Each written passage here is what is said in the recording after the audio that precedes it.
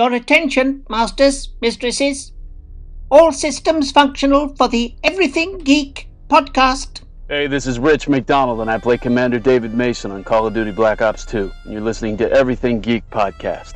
Hey, it's James Arnold Taylor, the voice of Obi-Wan Kenobi and Master Plo Koon in Star Wars The Clone Wars, and you're listening to Everything Geek, the podcast. Hey, it's Leif Ganfert. I played Uncle Ben's killer in The Amazing Spider-Man, and you're listening to the Everything Geek podcast. Hello, I'm Simon Fisherbecker. You probably know me better as Dorian Moldovar from Doctor Who, or the Fat Friar from Harry Potter.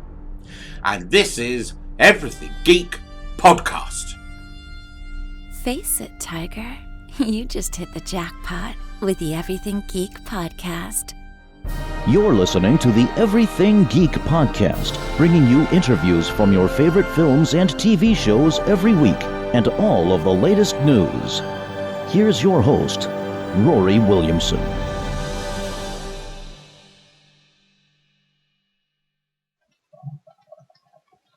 Hello everyone, you're listening to the Everything Geek podcast. I'm your host Rory, and joining me is co-host Al.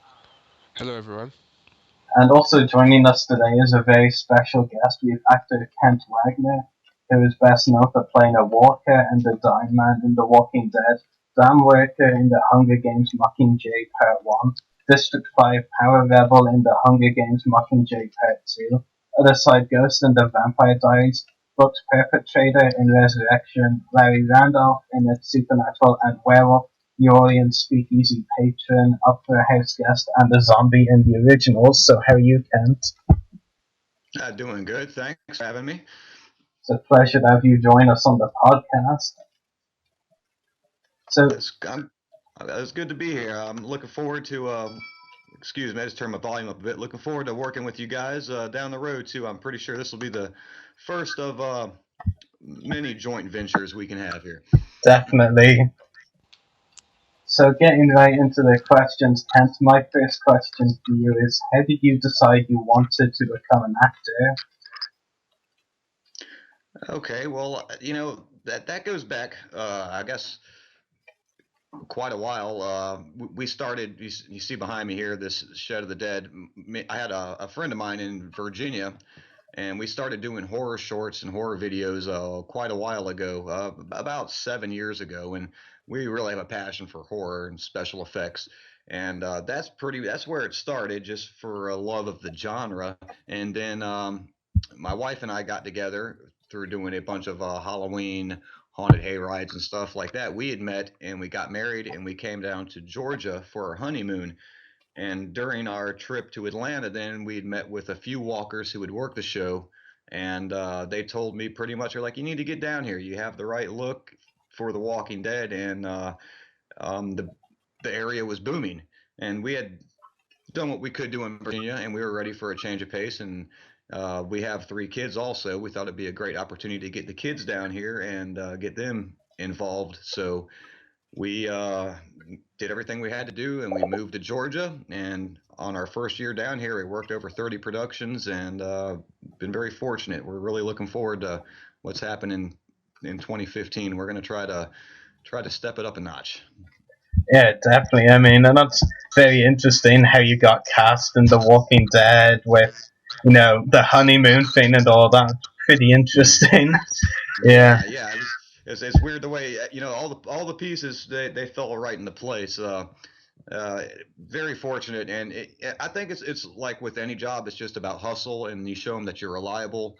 And when you get in with the local casting agencies, they do the background casting for a lot of these productions.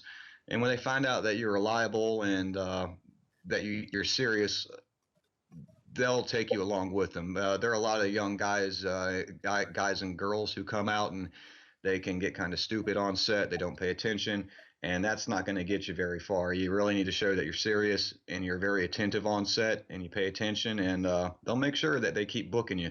So that's something for any aspiring actor or someone who wants to get started in the business. Just take it seriously. You can still have fun. Don't get me wrong. You want to have fun, but also mind what's going on around you, and that it is a professional business. Definitely. And you kind of answered it when you were talking about, getting cast as a walker. How did you get cast as a walker and the Dying Man and The Walking Dead? Right. Well, that's also very interesting. When I first moved down here, my wife and kids were still in Virginia, and I was started submitting for roles in local the films that were around here. So I had submitted for a part in Dumb and Dumber 2, and they booked me.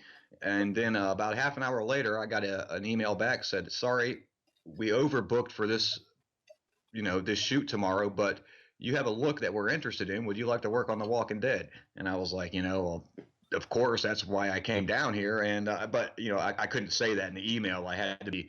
I was like, well, yeah, that sounds good. And then they were going to try to get me on the end of season 4. There was a week left of season 4, and she couldn't fit me in there. But then I had worked with them on other projects since then. I worked on a Stephen King film called The Cell, which is coming out this year, and I was a zombie, what they call a phoner there. People are talking on their telephones. This signal goes through, and when I was working on The Cell, Janelle from ECA Casting, she said, well, there was a rumor going around they were casting for Zombie School. So I went up to Janelle and I was like, Janelle, I'd be interested in participating in the it was the fall Zombie School of 2014. And she I guess she took my name down, and it came, I think it was May. I got the email saying, would you like to come to Zombie School? So we went and did that. And, I got to meet Nicotero, Gail Ann Hurd, the production crew mostly there. And we did our walker walks, and we did a couple stunt falls. And then apparently they liked what they saw, and they cast me the very first day of filming season 5. I got to be a hero walker, and, that's pretty much how it went down, though. It was just there again, letting the casting agents know that you're reliable, and you have to have the right look. I'm more of a slim build, but I think if anyone else, there was I don't know how to put it. Everyone kept saying, you got to be skinny to be a walker. I think everyone can kind of put that to the side now, because they're filming the Walking Dead spinoff Cobalt now. Well, I guess it's going by the name of Cobalt, but I think that it's when the outbreak first happens. It's being filmed in California. Unfortunately, it's not here. But I think now anyone, any shape or size has the opportunity to be a walker now. So it's not just, based on your shape or size, because when the outbreak first begins, everyone's going to get bit. Doesn't matter what size you are. So it's going to be real interesting to see how they work with that. And if I get a chance to go out to California in the next few months, I guarantee you I'm going to be trying to find that local casting agency out there to try to get a spot on Cobalt, because I don't know, I'm just a fan of the show. Definitely. And how about the role of the Dying Man at the start of episode 4, Slab 10 in season 5? How'd you get that role? That was very similar. I was already in the ECA's casting database, so they called me, then they said, you fit the description we want.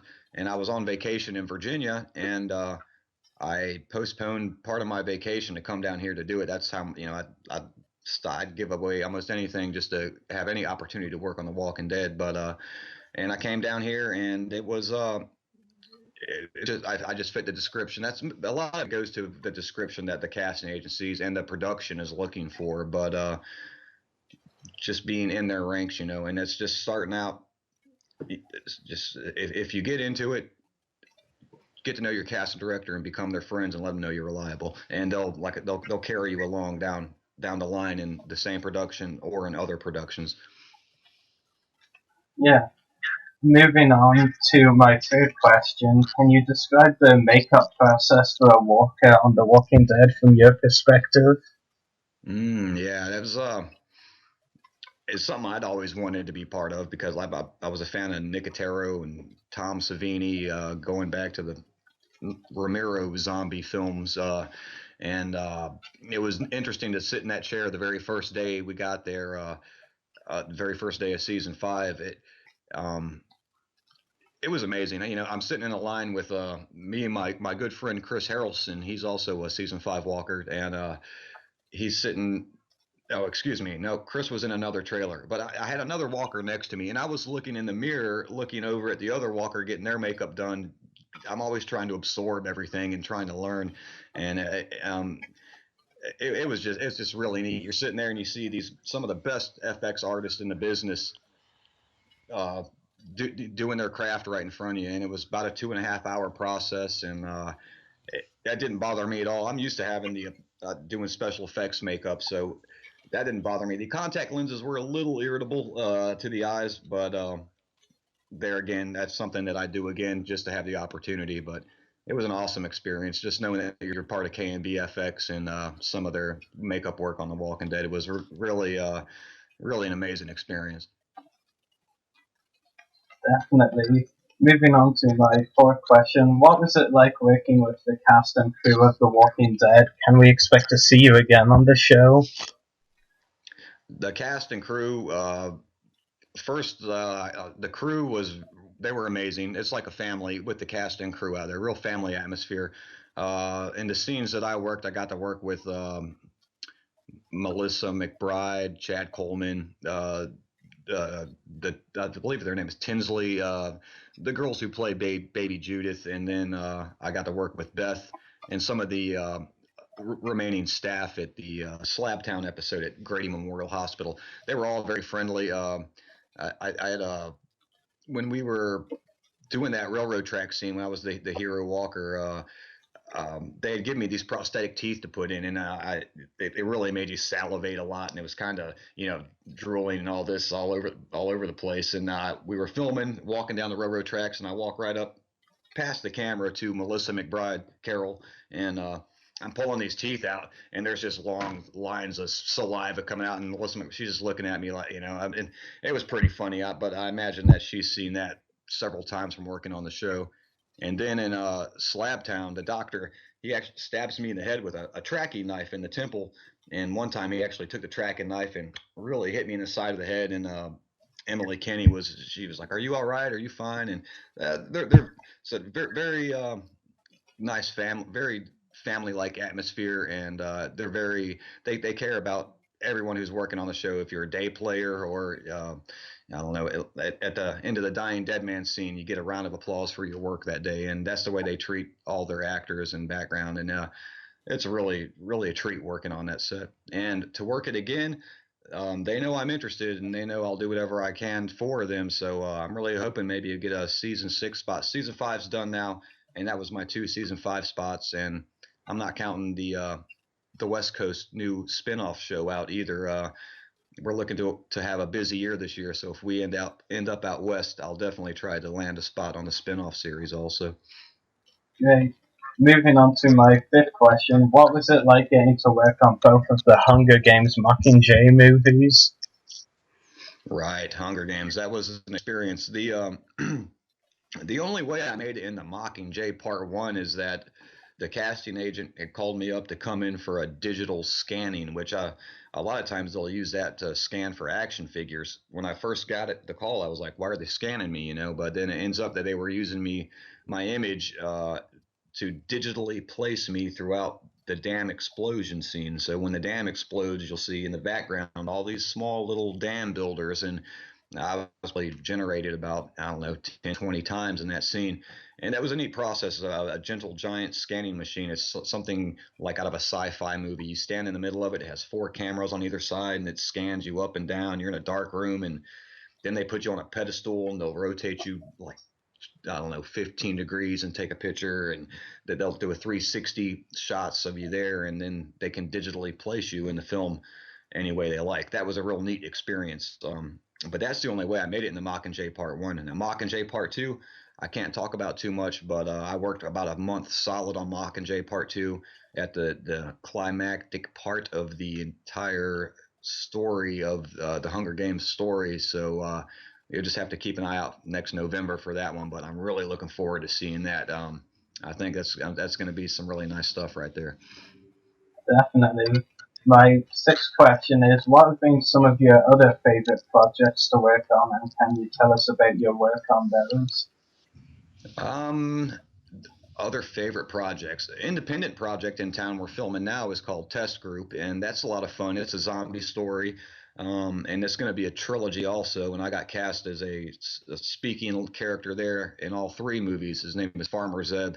He's a farmer who's fertilizing his crops with this chemical that ends up starting a zombie outbreak. So that's a lot of fun. Working the crew's really fun, real family like atmosphere there, and a lot of zombies, a lot of cool effects. So that was really neat. The Vampire Diaries spot was one of my favorite spots. Um, and then there's a show called Powers that's coming out on the PlayStation Network right now, and I have a really neat scene in there where I'm a dead body on a gurney or like a laboratory slab, and they put a green sock over my head and they digitally removed my head like I'd been decapitated. So I'm looking forward to seeing that come out also, because I'm interested in the final product and see how that's going to come out. Yeah. Not so interested in being decapitated though. Well, yeah, for film, it's fun for the films, but yeah, I got plenty of work to do. I need to stay in one piece right now. Yeah. Yeah, definitely. My final question, do you have any upcoming acting roles and any other projects you would like to talk about?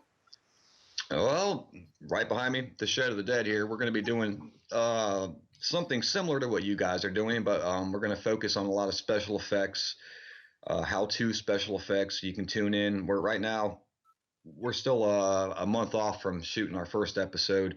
We're rebooting this whole thing. It was about 7 years ago. We had about 250,000 views on YouTube, but now we've learned a lot more, and so we're really going to step it up quite a bit. We're going to have interviews from local actors, stunt people, producers, uh, you name it, pretty much anything in the horror realm we're going to try to do, and we're going to try to have a lot of fun with it, almost like in a late night television show format. So that's going to be something fun to keep an eye out on, keep on the radar there. And then there's a lot going on in 2015 here. We're going to be getting a new Captain America film. I'd like to get some work on that. It's going to be the Civil War, I think is the name of that. Pinewood Studios, which you guys are familiar with, Pinewood over in England. We just got a Pinewood here in Georgia, and Pinewood is now really filming.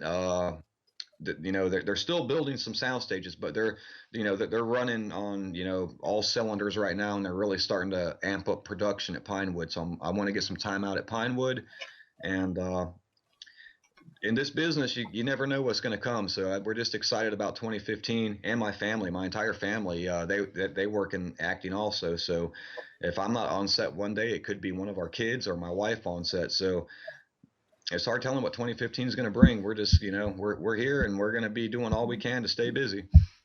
Definitely, it would be great if you were in Captain America Civil War, because we're big fans of Captain America. Nice. Yeah, and I can't wait to hear more about Shed of the Dead, some of the horror interviews you get.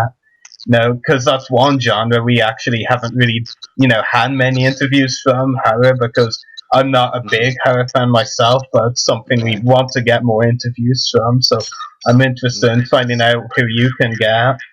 Right. I've already got a good lineup of guests people who are interested. When we first announced it, we had a great amount of feedback, and we've got some of the special effects artists who were on the television show Face Off, which is a big special effects show over here. I'm not sure if you guys get to see it over there, but they're trained by some of they have the best facilities and some of the best training you can get. So we've got a couple of guys from Face Off, a lot of local actors, and a lot of local talent, stunt people.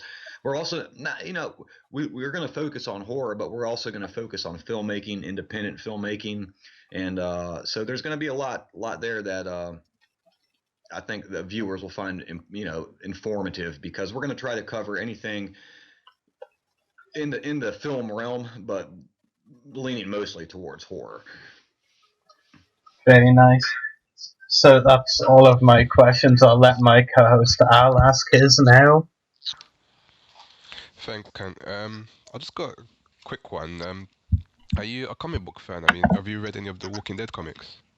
Yes, yeah, I have. And in fact, my wife and I were at a comic shop in Fayetteville yesterday, and we're fans of comics. I got a stack in the room there. Yeah, I used to collect a lot, but we had a large part, I think, of a run from about number 5 to 50 of The Walking Dead. There's first few books are really hard to get your hands on, and there's still about $1,000 for the number one issue. But Yeah. we've read them. You can go online and read them. But yeah, we like comics, and yeah, I don't know. It seems like some of the best stuff being produced right now is based off of comic books. That television show Powers I mentioned it's a Marvel production on the PlayStation Network. So we try to stay up to date with what's going on in the comic world because it kind of sets the trend for what's coming up in the film world also. Definitely agree. I mean, it feels good to be a comic fan again because they gain a lot of attention. A lot of shows are being based off them. So yeah, it's really good. My next question is, as the walkers are very important to the shows, I mean, now that you've played someone that's alive and both dead, how does it feel? I mean, what was the process of going through that whole idea of either playing dead or alive? Oh wow, I had my intention on coming down here and was joining the Walking Dead for the Walker role, and I had even I don't know, a year prior to that ever since I got that first email about when they canceled Dumb and Dumber 2 on me and invited me to come out, I started practicing my Walker persona or whatever, and it's something that I'd been passionate about for years, and I kind of knew what I was going to do there, what I was looking for. And now I'd love to go back and give them some different looks. That's something that is very important. You have to be able to show them different looks. Some of these walkers they'll use 10 or 15 times during a season. So I didn't get that opportunity this year. One of my good friends did. But then on the flip side of that, I got a survivor role, although I was in the hospital bed there, but I was a survivor, and they gave me a little backstory where I was found under a bridge, and they brought me into Grady Memorial, and I didn't really have much room to act there or to give my character any life because I was on life support with the oxygen mask on, and pretty much I just got stabbed in the head. But I don't know. We're huge fans of the show, and as far as the thought process of playing the Walker, there's a lot there, and it goes back to Nicotero that you can see a lot of it on his interviews and stuff. Say you're drunk, come out of the pub at the end of the night, or a good friend of mine, he mentioned what if you had something like marbles in your shoes? There's so many different things you could do to create that off the wall look. You want one shoulder down and kind of forward, and your head is one way Nicotero would describe the Walker head is almost like having your head on a string to where your head's just kind of loose, and so all that's going through your head when they yell action. You want to try to give them all of that, but then also you want to be aware of your footing because most of it's taking place out in the woods and stuff. So like in the scene I was at, we had to go down the side of a ditch into like a gully and then walk up these railroad tracks. So as you're trying to give them an interesting walk, but then also you're going downhill and uphill, and walkers aren't really, their eyes aren't looking where their feet are walking. They're kind of just mindless walking around. So in cases like that, you got to be wary of where you're stepping, but you still want to give them the best you can. But I just say anyone who's looking for it, just try to look at those behind the scenes clips and snips, and anything you can study on Nicotero, look into it, because if you're interested in being a walker, because he's a wealth of information, and the success of the show, I don't know, it's just amazing. So I take his advice. Mm-hmm. Great. Sounds like you had loads of fun in there. I mean, what's your favorite zombie kill? Because I know there's been a lot. I mean, is there one that actually stood out to you? There must have been. You know what? I'm not a big Daryl Dixon fan, because there's this whole Daryl fangirl thing, or I don't know. He's a good guy, cool character and all, but I'm not goo goo gaga over the guy. But one of my favorite Walker kills is when he smashes that Walker's head in the trunk of the car on the bridge. I think it was Yellow Jacket Creek. For some reason, that one stands out. I'm not sure who played that Walker, but that was really cool, man. That was something that was unique. I'm always trying to find and think of ways that we can do new and unique kills like that, and that's something that I don't think I had seen in any other zombie movie. I'm pretty well versed in zombie films, and to see that was pretty unique. Smashing the head in the trunk. I'm a big fan of the unique kills. Like you can the sword and the guns are it's all neat and interesting, but anything that's different, I'm definitely a fan of that, and I guess that one sticks out pretty good over the rest that I can think of right now. Yeah, the more elaborate the kill, the more better it is. Yeah. Okay. Apart from all these shows that you're watching, actually, you can. I'm just curious to know what's your favorite show. What are your favorite shows that you're watching at the moment? Well, the Walking Dead is probably it's on our list there. This year we worked a Steven Spielberg production called Red Band Society. I worked that. Me and my family worked that for probably about 6 months this year.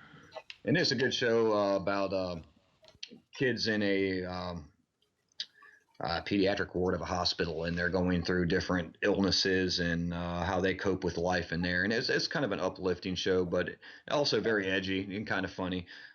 That was something that we were, that's on our DVR list that we would record.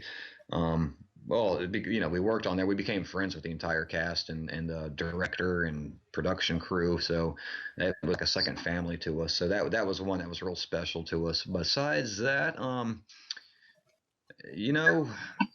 we're pretty busy. I don't have much time to watch TV. So my wife and I are big fans of film and movies. So and I'm always there again. I'm a horror fan, so I'm always looking for something in the horror genre that's new and different. I'm not a fan of computer generated graphics, man, and I got a strong passion about that. I believe real practical effects give your actors a better.